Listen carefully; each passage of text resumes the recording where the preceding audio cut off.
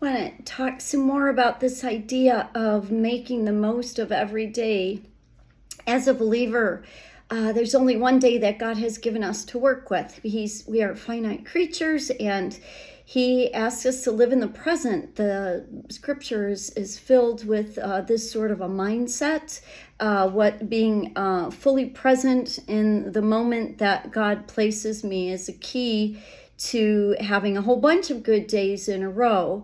And the Bible tells us that this is the day the Lord has made. Let us rejoice and be glad in it. So I've been talking about different habits that you can start right now to change your mindset and your perspective on your entire life. They're just little spiritual disciplines, but they're not hard.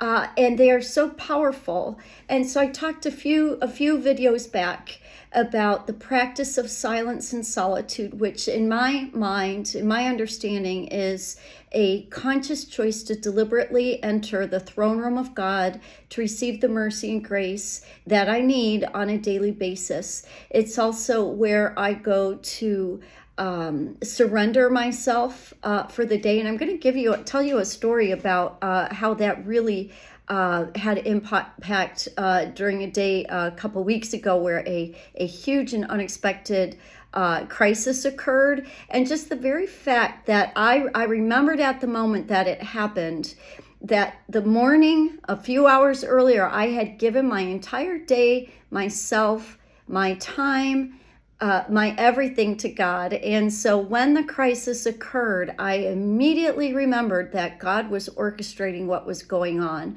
And I asked Him to help me walk through it. Now, I'll talk about that in a future video about how that played out, and just which underscores the importance of consecrating ourselves every morning to the Lord and basically telling Him, your agenda, not mine.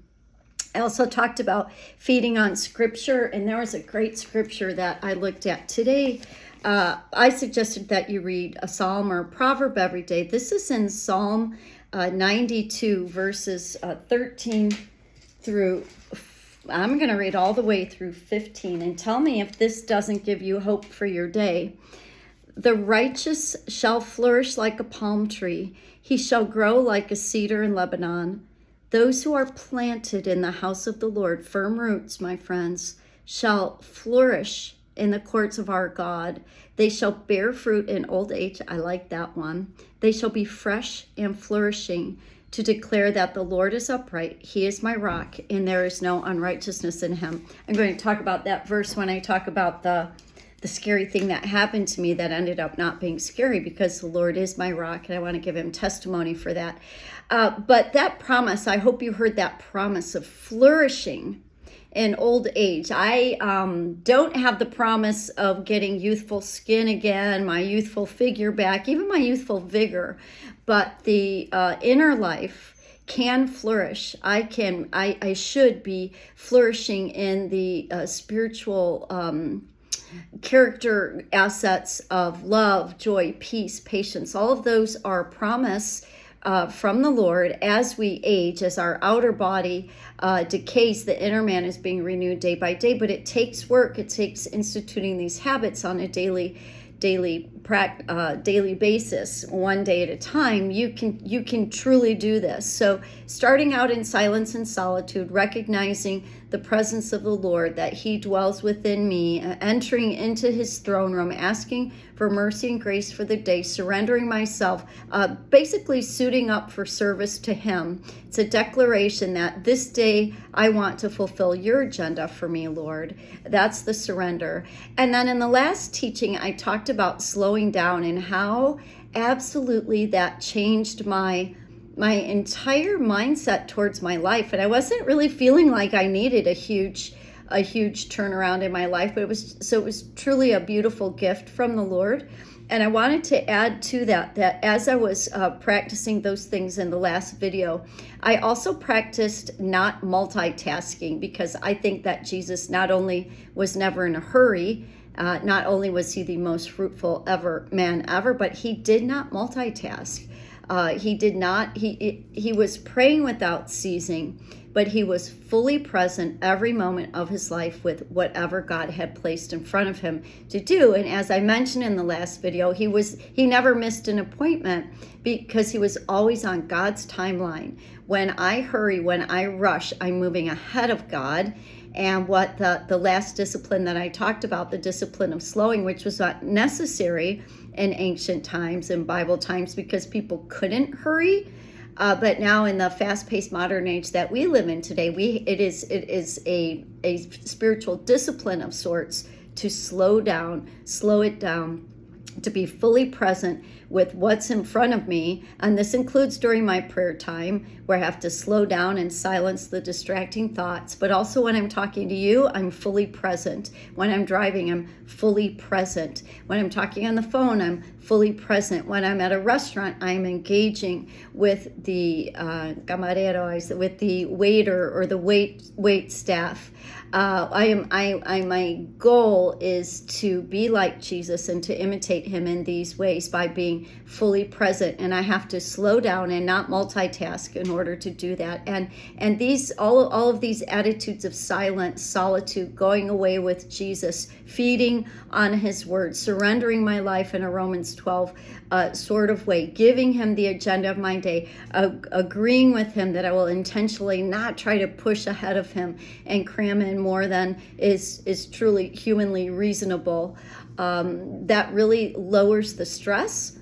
And then I want the new practice, so that was all review, but the new practice I want to urge you towards is to reach out. I think it's Tim Keller wrote a great little book that basically is saying the secret to humility and the secret to happiness is not to think less of yourself, but to think of yourself less. I think the book that he wrote is the blessing of self-forgetfulness, or the power of self-forgetfulness. It's small and it's powerful and it's true. I was taught as an early Christian to get my eyes off of self because I was in bondage to self, and to immediately look for needs in the room. And I'll tell you, it takes away all social anxiety.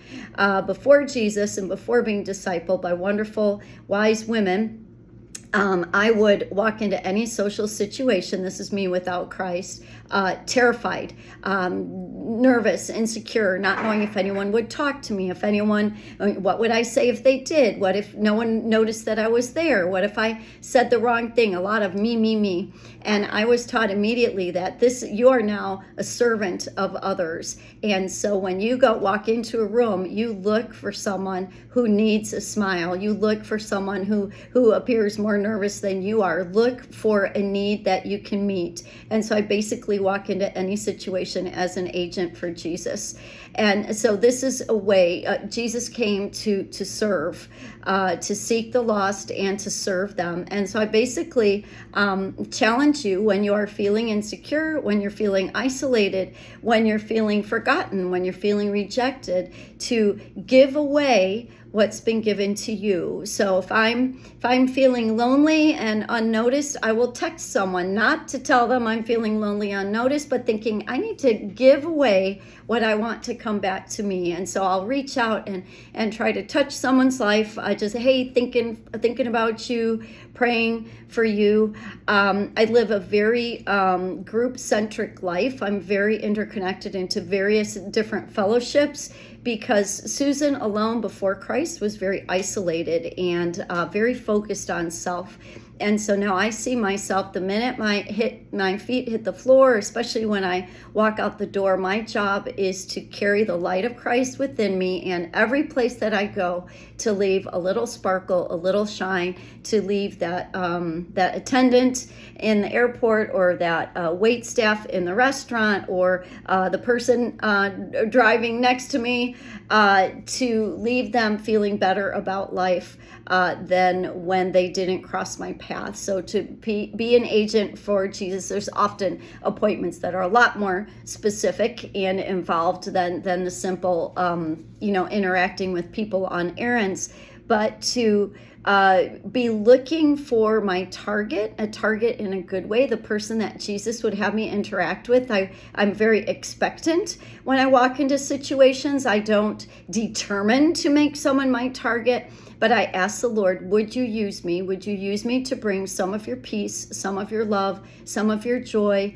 Would you use me to be a bearer of your good gifts to someone in this situation that you're sending me into? Because we are always and forever ambassadors for Christ. We're representatives of the kingdom to which we have been called.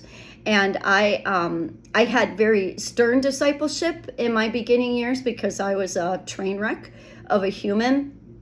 And so I was ready for change. I wanted to be taught the ropes of how to live in this new kingdom. And my people told me, eyes off self.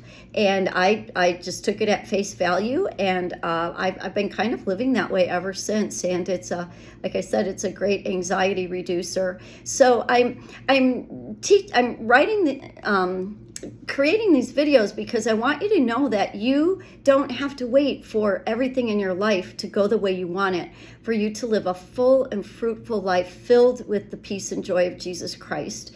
These are little habits that I have been taught, and I share them with you because they help me to rise above the continual fray of life down here on the planet, which can be very disappointing, very discouraging, but we belong to another world, my friend. So I hope you'll try some of these habits out, and I'll see you at the next one.